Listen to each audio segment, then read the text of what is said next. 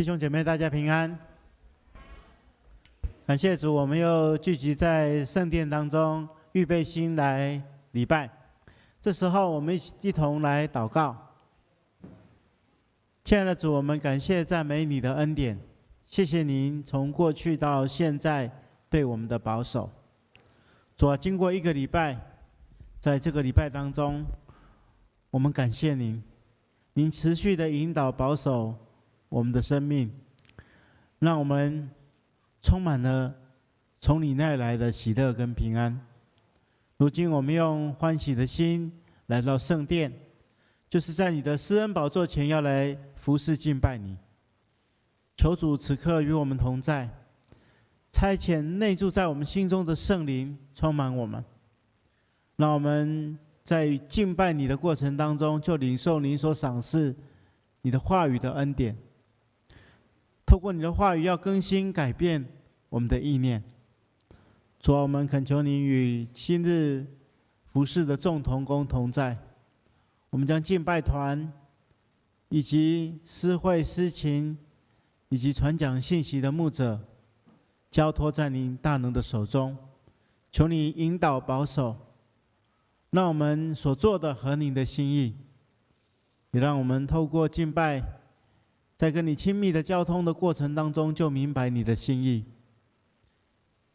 主啊，我们是多么渴慕与你同在，求你亲自对我们彰显你的恩典，并且赐给我们信心力量。当我们离开礼拜堂之后，更可以将你的话语实践在我们的生命当中，实践在我们的生活当中，去荣耀你的圣名。求主保守眷顾这一切。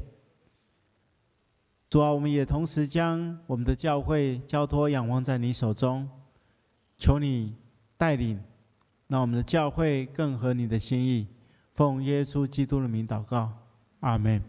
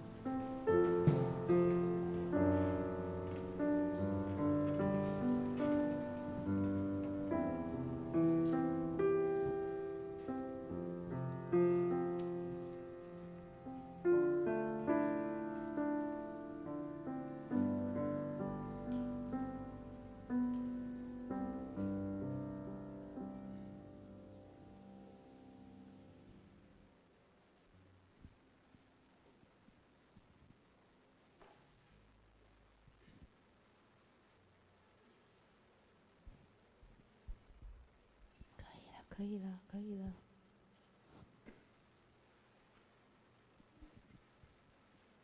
各位弟兄姐妹平安，平安。在这个时候，邀请大家从座位上站立起来，我们要一起来宣告：我们的神是满有能力的神，阿们吗？阿们。我们的神是大有盼望的神，阿们吗？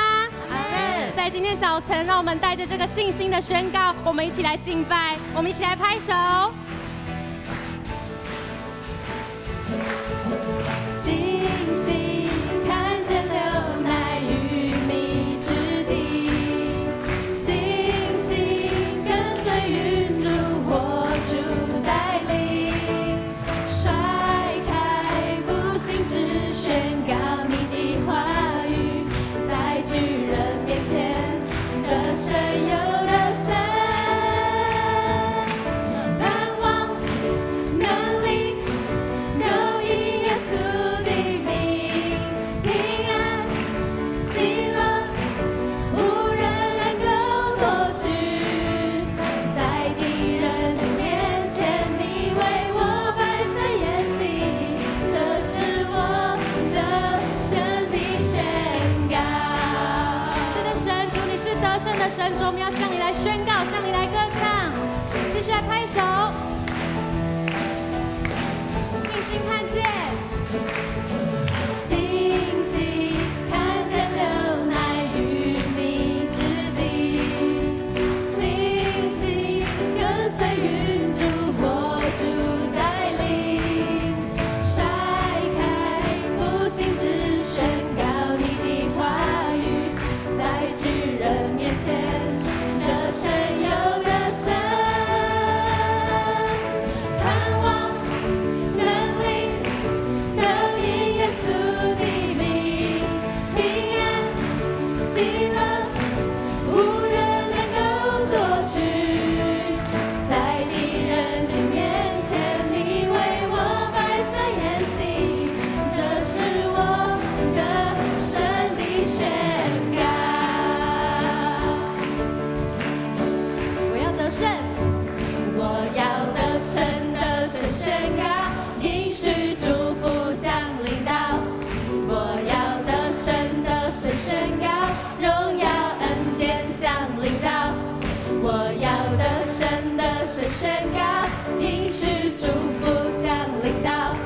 我要得胜的神宣告，荣耀恩典降临到。我要得胜的神呼喊，耶稣你为我征战。我要得胜的神呼喊，忧愁惧怕都逃跑。我要得胜的神呼喊，耶稣你为我征战。我要得胜的神呼喊，忧愁惧怕都逃跑。我要高唱哈利路亚，天天赞美，天天唱。我要高唱哈利路亚，我要唱，盼望能力都因耶稣的名，平安喜乐无人能够夺取，在敌人的面前你为我摆设筵席，这是我的神的宣告，盼望能力都因耶稣的名，平安喜乐无人能够夺取，在敌人的面前你为我摆设筵席，这是我的神的宣告。哈利路亚，是的，神，主，这就是你得胜的宣告。主，我们赞美你，谢谢你，哈利路亚。主，所有的荣耀都归给你，哈利路亚。主啊，唯有你配得这一切的荣耀与赞美。主，谢谢你，哈利路亚。主，唯有你配得。是的，神，主啊，因为你是爱，主啊，我们要在你的爱里面来彼此相爱。我们和睦同居，何等的美善，凡事谦虚温柔，忍耐，竭力保守神灵四合一的心，凡事恩慈怜悯相待，在耶稣里彼此相爱，在耶稣里彼此相爱，少嫉妒论断，多饶恕关爱，我们爱，因为神就是爱。主，我们爱，因为你就是爱。主，你的爱在我们当中，主，你的圣灵亲自的来运行在我们当中。我们和睦同居，何等的美善！凡事谦虚温柔忍耐，竭力保守神灵四合一的心，凡事恩慈怜悯相待，在耶稣里彼此相爱，在耶稣里彼此相爱，少嫉妒论断，多饶恕关爱，我们爱，因为神就是爱，在耶稣里彼此相爱，在耶稣里彼此相爱，少嫉妒论断，多饶恕关爱，我们爱，因为神就是爱，在耶稣里彼此相爱，在耶稣里彼此相爱，少嫉妒论断，多饶恕关爱，我们爱，因为神就是爱，我们爱，因为神就是爱。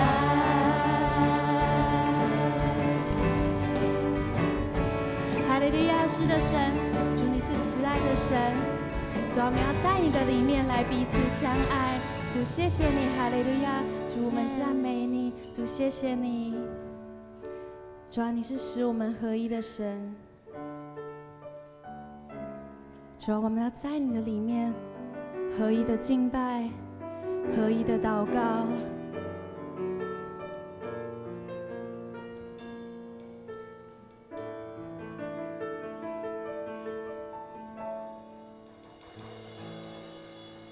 当我们合一敬拜和祷告，神就开始动工在我们当中，神的意念高过我们的意念，他的道路远超过我们的。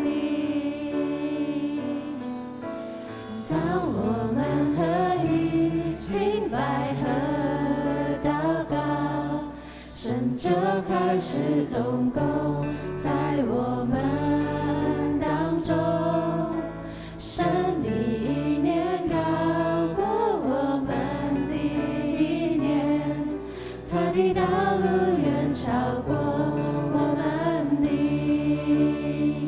同心合一，同心合一，让我们放下自己心意，为到使命献上自己，同心合一，同心合一，让我们先求神国合一，不分彼此，同心向前行。是的，神，主啊，我们要在你的爱里面来合一，彼此相爱。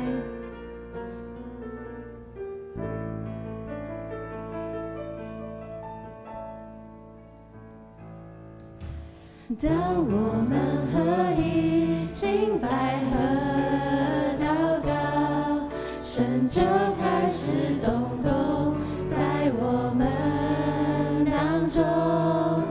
神的意念高过我们的意念，他的道路远超过我们的。同心合一，同心合一。当我们放下自己心意，为大使命献上自己，同心合一，同心合一。让我们先求神国合一，不分彼此，同心向前行。向这世界为主发光，合一寻求神国度蓝图，不在乎自己，体贴神心意，使用我们走遍世界各地，向这世界为主发光，合一寻求神国度蓝图，不在乎自己，体贴神心意，使用我们走遍世界各地，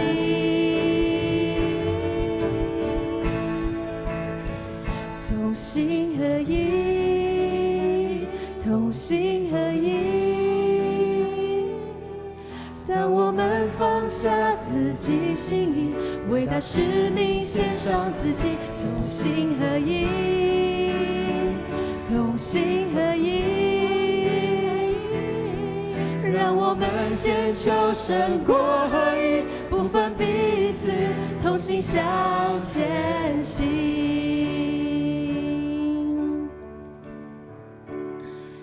同心合一，同心合一。当我们放下自己心意，为大使命献上自己，同心合一，同心合一。让我们先求神国合一，不分彼此，同心向前行。让我们先求神国合一，不分彼此，同心向前行。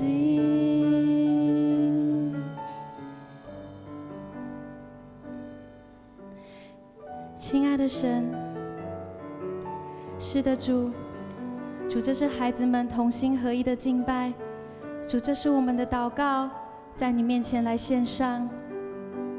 主，我们相信，当我们同心向你呼求的时候，主，你必亲自动工。主，我们爱你，主，谢谢你的爱在我们当中。主，孩子祷告不完全，这个时候我们要用你所教导我们的祷告，我们一起来祷告。我们在天上的父，愿人都尊你的名为圣，愿你的国降临，愿你的旨意行在地上，如同行在天上。我们日用的饮食，今日赐给我们，免我们的债，如同我们免了人的债，不叫我们遇见试探，救我们脱离凶恶。因为国度、权柄、荣耀，全是你的，直到永远。阿们。各位弟兄姐妹，请坐。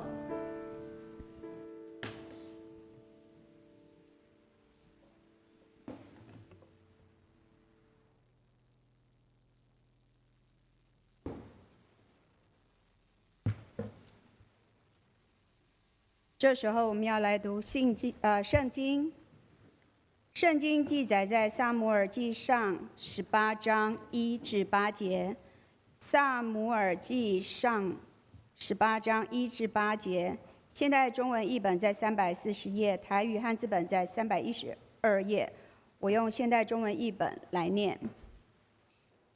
扫罗跟大卫说完话以后，扫罗的儿子约拿单深深地被大卫所吸引。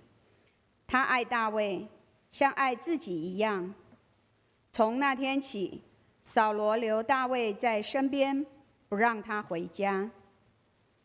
约拿单因为非常爱大卫，就像爱自己一样，就立誓跟大卫结为生死之交。他脱下自己身上的袍子给大卫，又把自己的盔甲、刀、弓和腰带也给了大卫。圣经以上，接着我们要来听信息，由本堂主任牧师蔡牧师带来的圣经人物系列48约拿单，请我们用恭敬的心来听。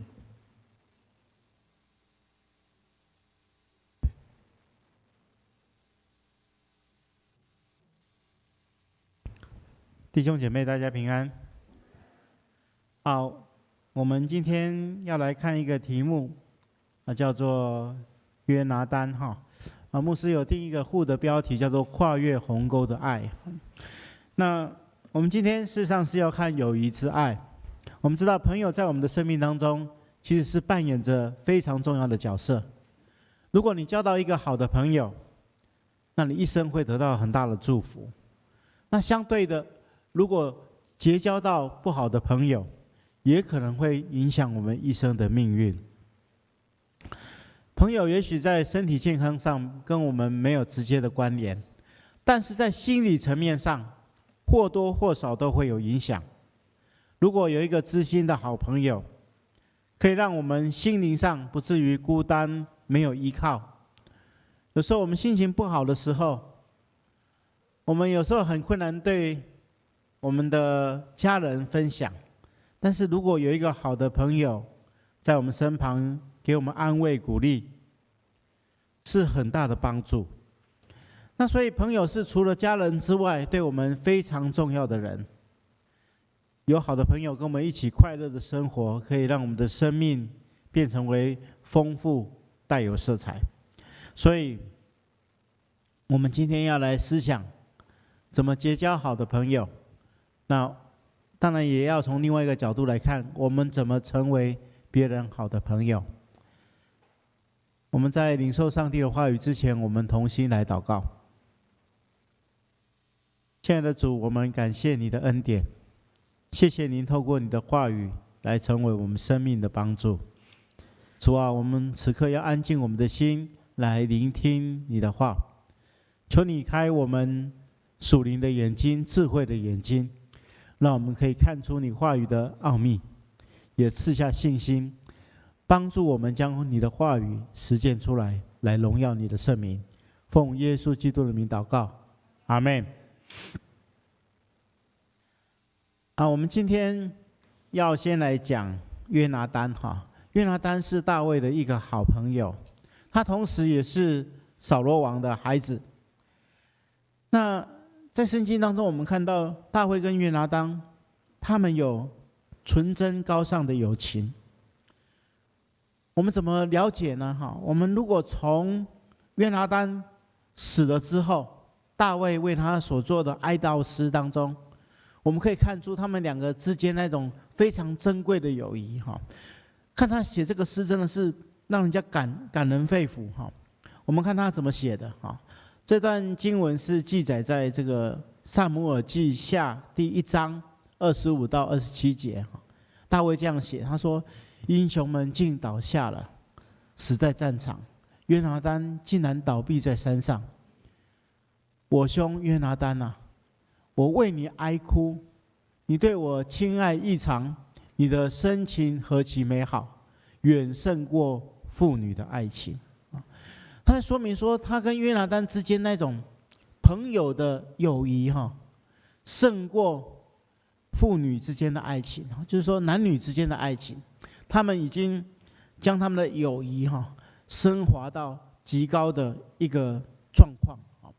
所以我们今天来了解一下大卫跟约拿单，他们生命当中到底有什么样的特质，让他们可以结成这样坚固的友谊。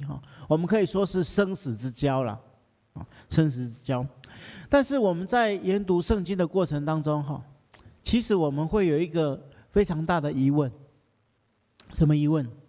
就是事实上，如果你仔细去看圣经哈，你会发现哈，照正常的状况来看哈，大卫跟约拿单之间哈，应该不可能成为好的朋友，他们应该是仇敌呀。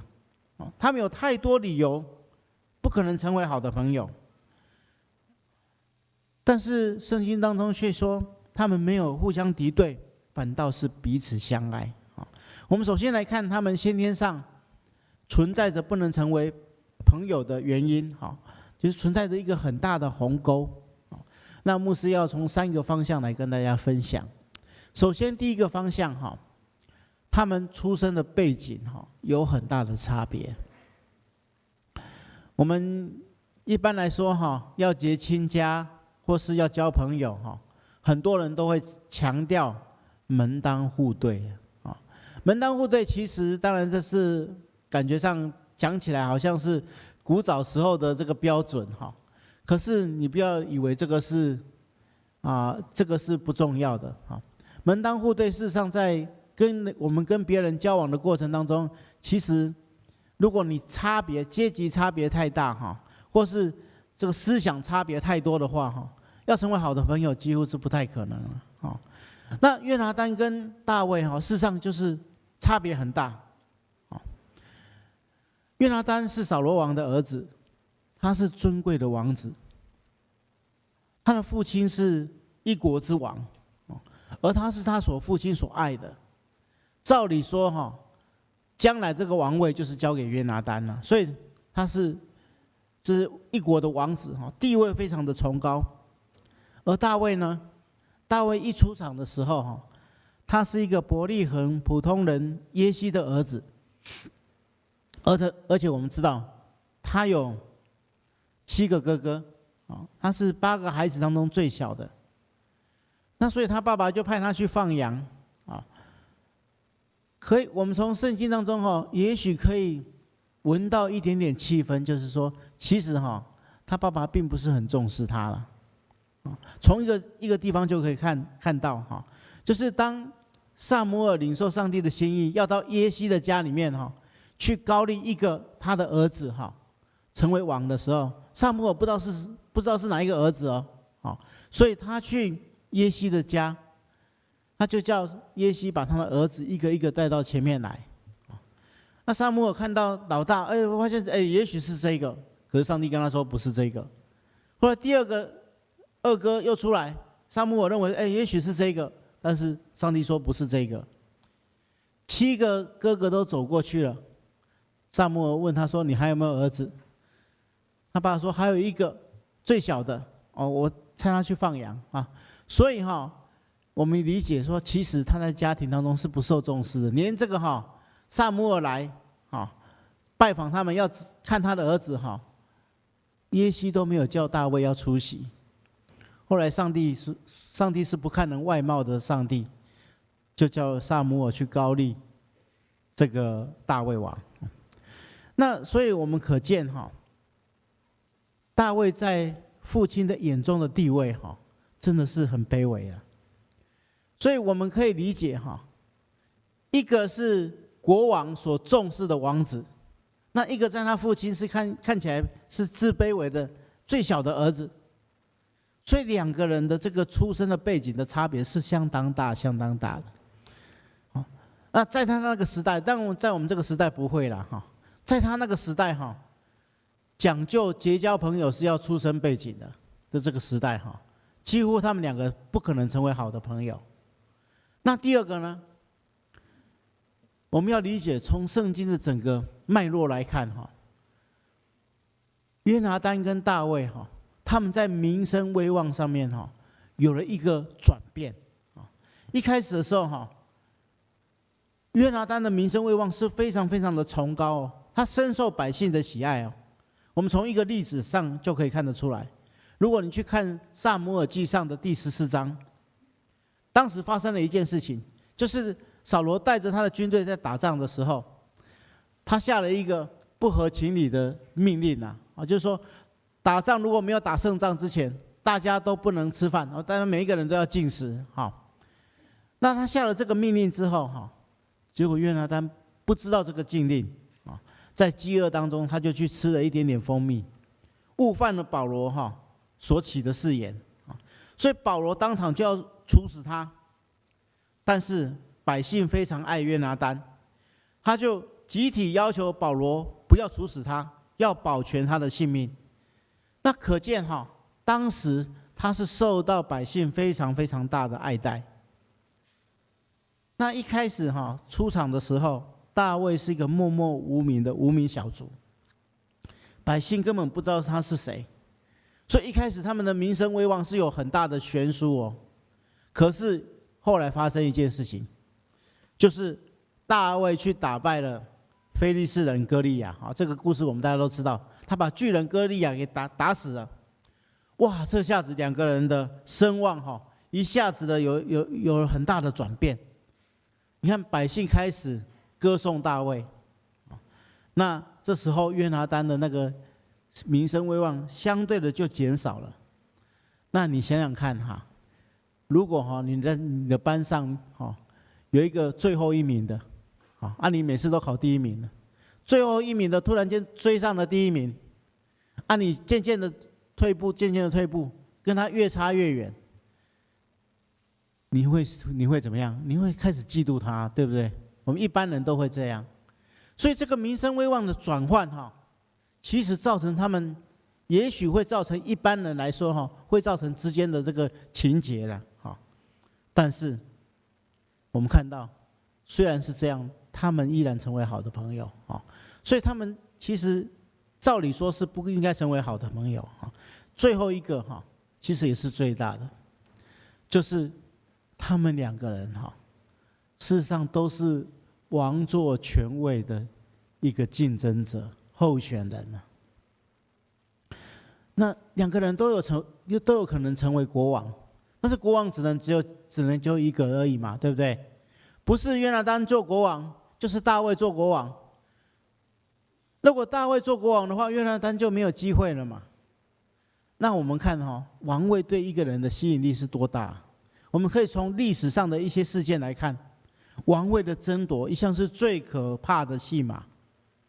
我们看历史上有多少人为了得着王权使用各种计谋手段，甚至有些亲兄弟他不惜手足之情啊，有些父子是怎样不顾骨肉之爱，互相残杀。你看，不要说国外的历史，中国的历史来看就是这样，把自己的儿子杀掉，为了要争取王权，或是把自己的父亲杀掉，为了要争夺王权，那手足更不用说了。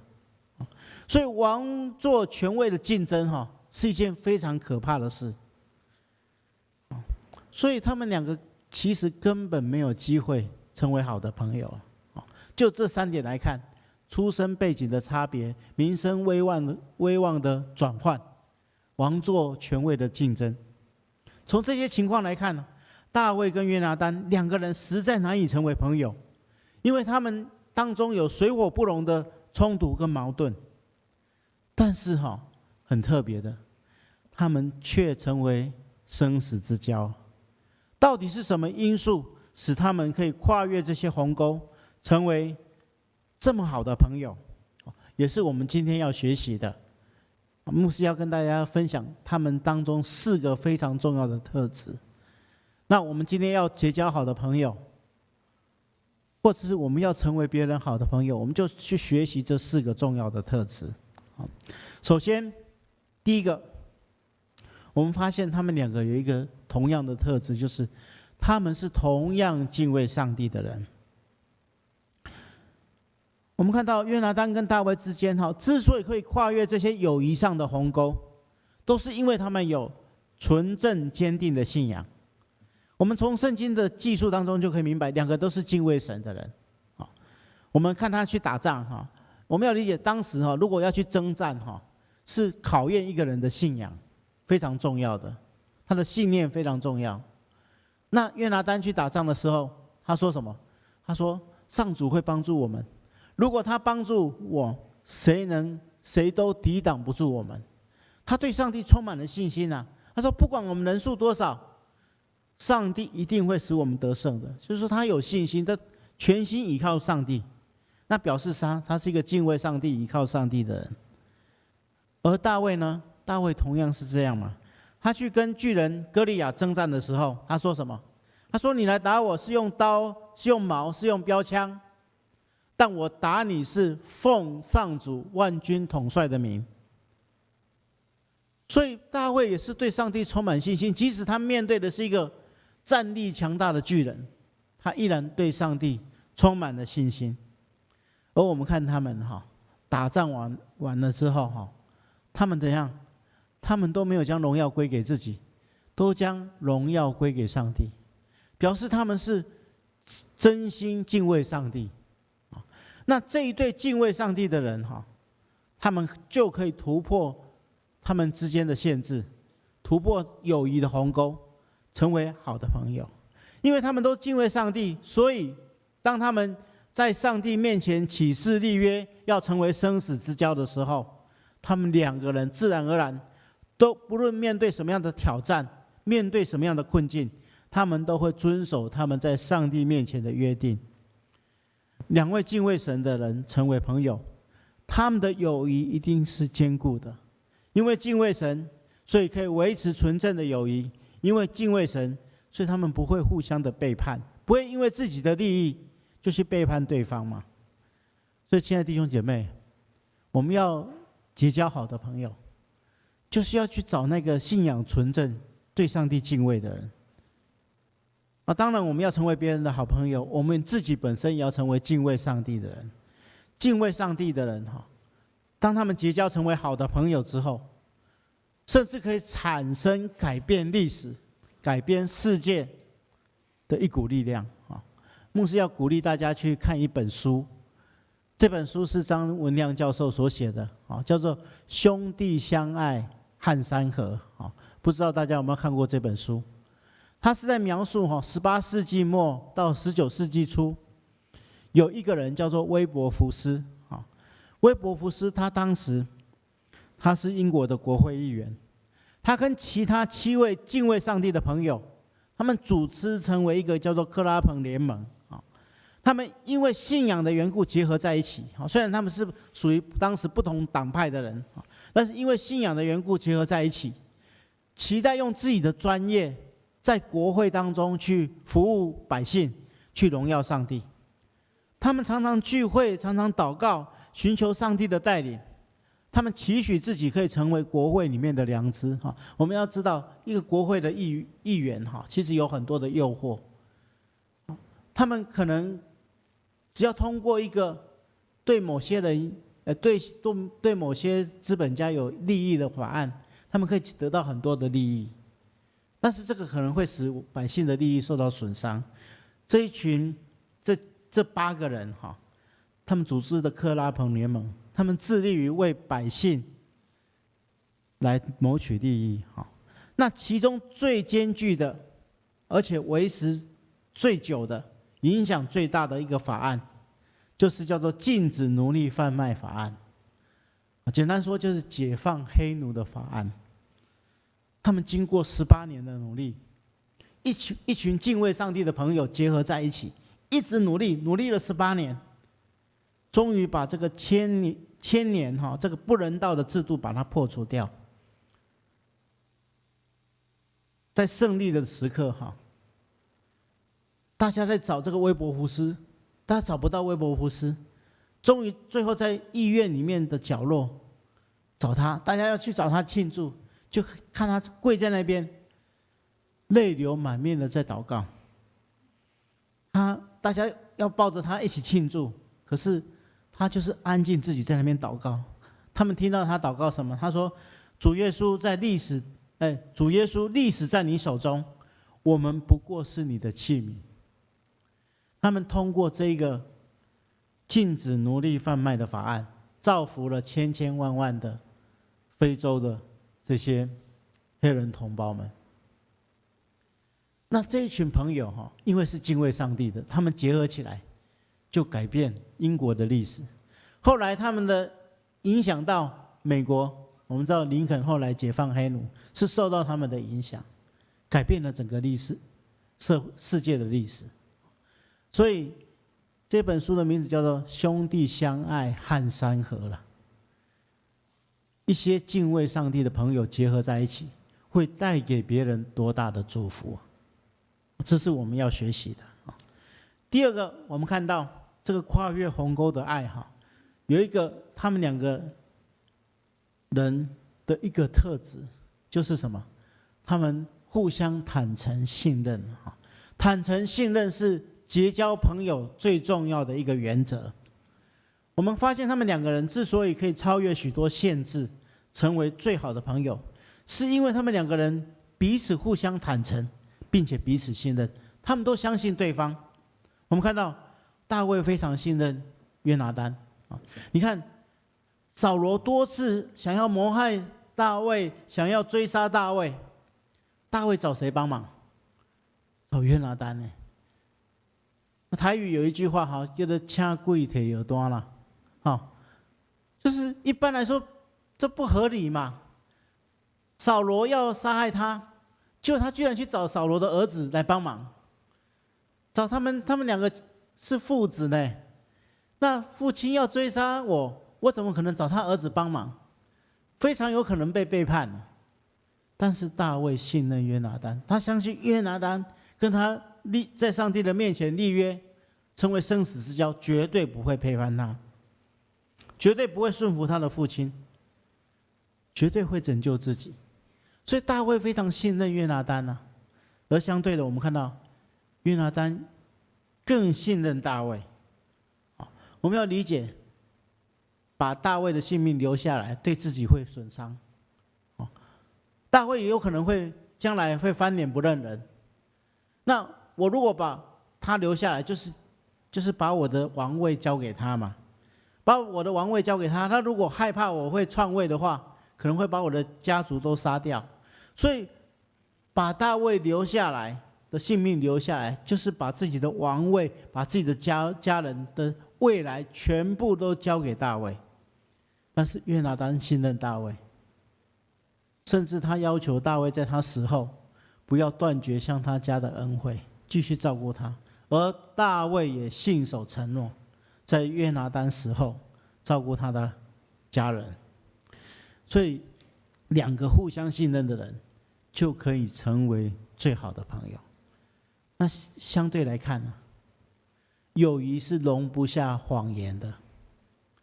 所以你要做别人最好的朋友你绝对不能欺骗你的朋友，因为一旦欺骗被人家发现了，要再复合那真的是非常非常的困难。所以互相信任，互相的坦诚，是结交朋友一个最重要的原则。第三个，我们看到他们其实他们的彼此之间这个的友谊是怎样？他们是爱对方如同自己他们的友谊不是建立在任何的利益之上，相对的是他会站在对方的立场去看每一件事情。我们看到约拿单跟大卫见面的时候，他这样说约拿单的心与大卫心相契合，约拿单爱大卫如同爱自己的性命。而且我们刚才所读的经文当中，他跟他见面的时候他做了一件事情。他说怎样？他立誓跟大卫结为生死之交，他就脱下自己身上的袍子给大卫，又把自己的盔甲、刀弓和腰带都给了大卫。一个战士最重要就是身上的装备，这个装备可以保护他，失去了装备就失去保护。但是他愿意跟大卫分享他身上所有的，爱对方如同自己。这就是爱人如己的最佳写照。因为爱对方如同爱自己，所以他们可以超越许许多多的限制。甚至我们可以说约拿单爱大卫不只是如同自己，是超越爱自己。如果我们翻开圣经的撒母耳记上的第20章当中记着那时候当时扫罗想要把大卫杀掉，约拿单护着大卫，不惜跟自己的父亲翻脸。就扫罗非常非常的生气，大发雷霆，骂他说什么？骂他说：“你这个畜生！现在我知道你站在大卫那边。”你在丢自己和你母亲的脸。难道你不知道大卫活着一天，你就永远别想做这个国家的王吗？所以扫罗跟他说的非常清楚，他说只要大卫留着，大卫会做王，你根本没有机会做王啊。但是约拿单还是护着大卫，他不会因为护着大卫会影响自己的前途而改变自己的心意，因为他爱大卫超过自己，这就是真正的友谊啊！如果我们一生当中可以结交到一个爱我们如同爱自己的朋友，那真是一生当中最大的祝福。当然，如果我们可以成为了别人这样的朋友，可以带给更多的人祝福。那因为这样的爱，所以我们看到他勇敢选择公义。他知道他的父亲是所做的是错的，所以他劝他罢手，这种是一种公义之爱。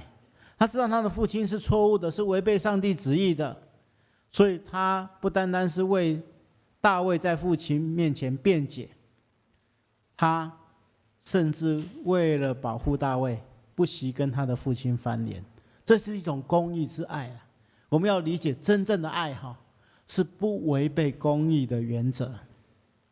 约拿单爱大卫，即使必须背叛父亲，他超越了亲情，选择了公义之爱。这个是真正是大卫非常非常大的祝福。一生能够结交到这样的朋友，是非常非常大的祝福。所以你们听牧师分享到这边，你们有没有想说，哎呀，上帝啊，如果我有这样的一个朋友，那真的是非常非常的好，是很大的祝福。但是你们不要羡慕大卫，因为上帝为我们安排了一个最好最好的朋友，就是耶稣基督。我们来看耶稣基督曾经这样说，他说，你们要彼此相爱，像我爱你们一样，这是我的命令。人为朋友牺牲自己的性命，人间的爱没有比这个更伟大了。我们每一个人是何等的幸福啊！我们有一个爱我们的耶稣基督，他为我们牺牲了他的生命，为了使我们得着永恒的生命。上帝把这样一个好的礼物都送给我们。今天我们点燃了第二根待降节的蜡烛，它代表着信心。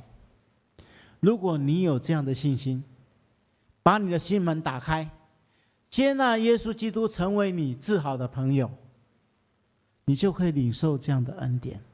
我们就可以明白，在人生的旅程当中，有一个陪伴我们，他甚至为了我们牺牲他的生命，这样一个至好的朋友，上帝把他赐给我们。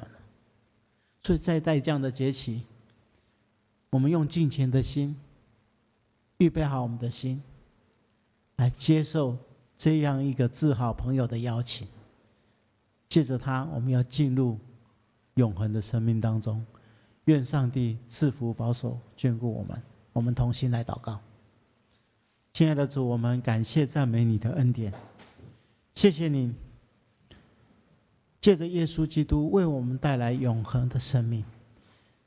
你让你的爱子耶稣基督成为我们至好的朋友，甚至为我们牺牲了他的生命。所以我们为此献上我们的感恩，也求主帮助我们可以领受这样的恩典，并且也学习耶稣基督成为别人至好的朋友。求主帮助我们，奉耶稣基督的名祷告，阿们。我们用一首诗歌来回应上帝的话。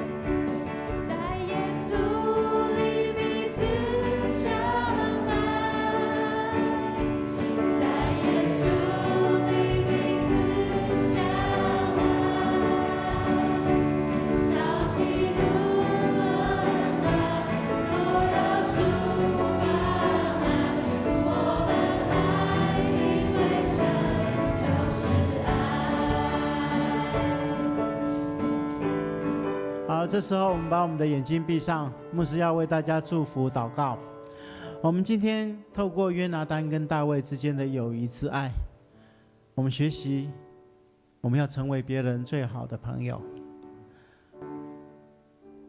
如果我们在座的弟兄姐妹，你愿意学习这几个成为别人好的朋友的原则，你可以把你的手举起来，牧师要为你祝福。好，我们可以放下来。好，当然我们当中也许有一些人，你正面临着许许多多的困境与挑战，但是别忘了，爱我们的上帝为我们预备了一个最好的朋友，就是耶稣基督。在待降的节期，如果你渴慕耶稣基督成为你生命最好的朋友，你也可以把你的手举起来，牧师要为你祝福。感谢主，感谢主。好，我们放下来。我们当中如果有特别需要别人在此刻为你代祷的，你心中有许多的困难，甚至不知道如何去面对，你需要别人为你祷告的，你可以这个时候把你的手举起来，我们的代祷团队的弟兄姐妹会为你祝福。好，那我们请我们的你一直举着，一直到有人走到你身边。好，中间这边有弟兄，好，我们可以来协助。好，前面也有需要祷告的。好，那边好，那边我们有。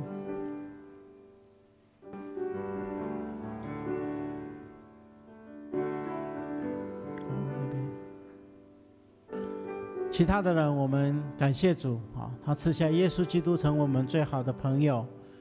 我们打开心门来领受，我们为自己来祷告。感谢主，感谢赞美，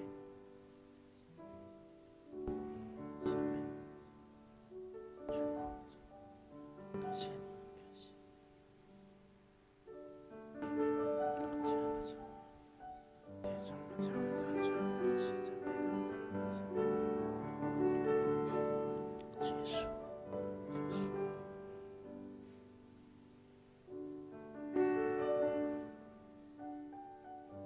亲爱的天父上帝，我们感谢赞美你的恩典，谢谢你在我们的生命旅程当中，害怕我们孤单无依，你赐下好的朋友成为我们生命的帮助。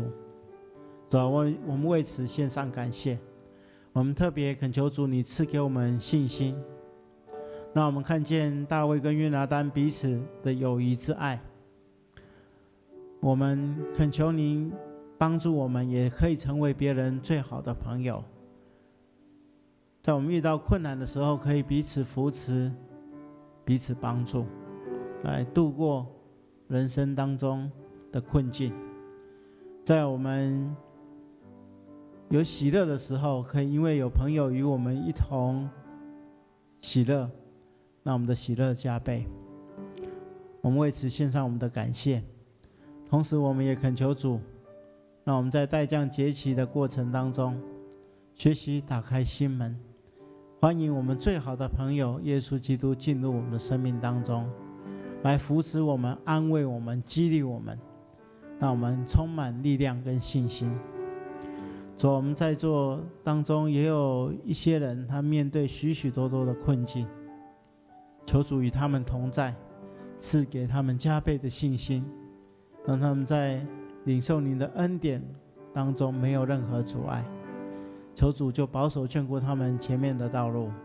我们同时也将在座所有的弟兄姐妹全然交托仰望，求主保守，奉耶稣基督的名祷告，阿们。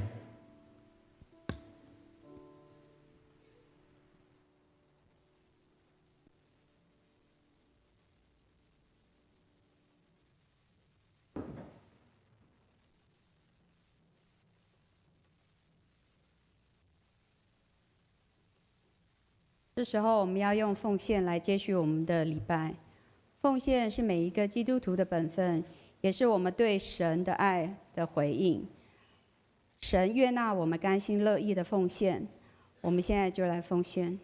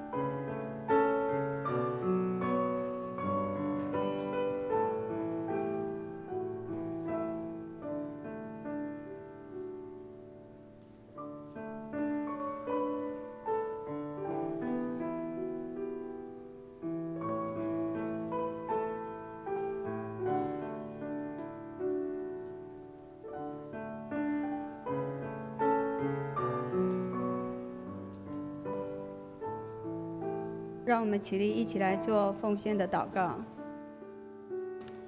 慈爱的天父上帝，我们感谢你，感谢你给我们这么丰盛的赏赐。我们献上少数的金钱作为你圣工的使用，求主你悦纳。这样祷告，奉主耶稣的名，阿们。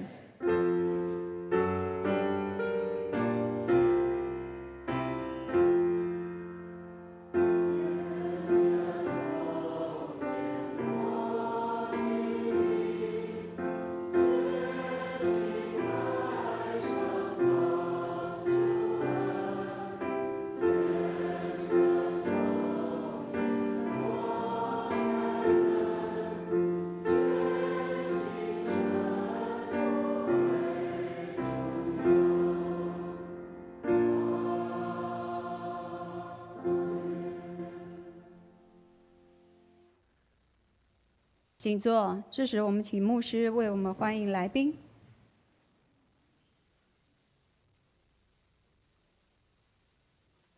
不知道我们在座有没有第一次来跟我们一起敬拜的弟兄姐妹，没有介绍到的？没有，好，那我们请思慧来报告。好，请翻开周报的第5页。本周特别事工。本主日为代降节第2主日，点燃第2根紫色蜡烛，代表信心。让我们以坚定的信心，学习完全的信靠与交托，来面对每一天，活出主所爱的样式，成为众人的祝福。第2大点，圣诞赞美礼拜，时间在12月20号礼拜日上午10点半，地点在10楼礼拜堂。欢迎兄姐邀请亲朋好友、慕道友一起来同心敬拜，共享主爱。第3点，平安夜音乐会，时间在12月24号星期四晚上7点30分，地点也是在10楼礼拜堂。节目非常精彩，欢迎兄姐邀请亲朋好友以及慕道友一起来领赏圣诞乐，享受平安夜的真平安。第4大点，肢体关怀。本会有林金梅姐妹于11月25日安息主怀，定于12月11日本周五上午的10点30分，在台北市第2殡仪馆景仰楼1楼至真2厅举行入殓告别礼拜，请兄姐关心代祷，愿上帝安慰遗族。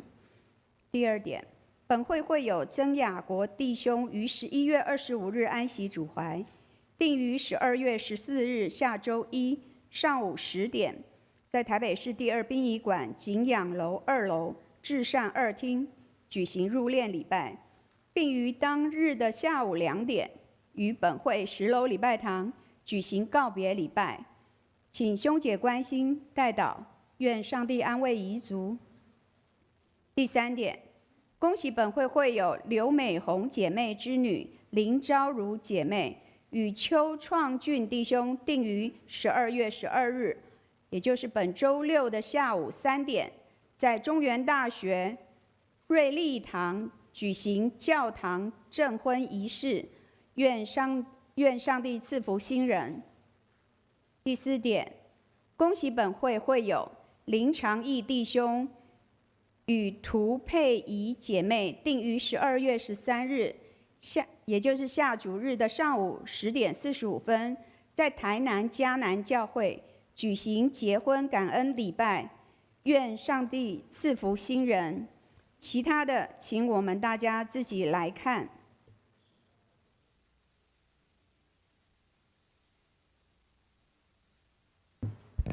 这时候我们要请大家起立，我们一起来唱最后的诗歌。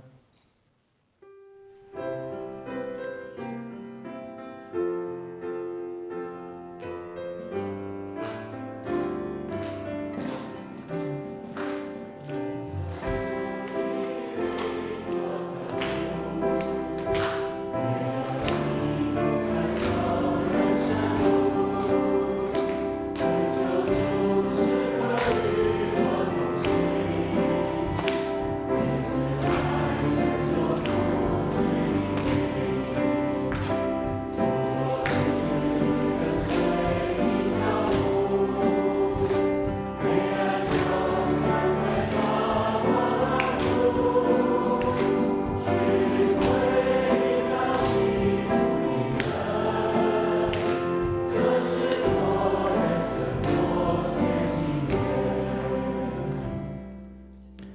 愿主耶稣基督的恩典、天父上帝的慈爱、圣灵的感动、扶持相通，与你们众人同在，直到永远。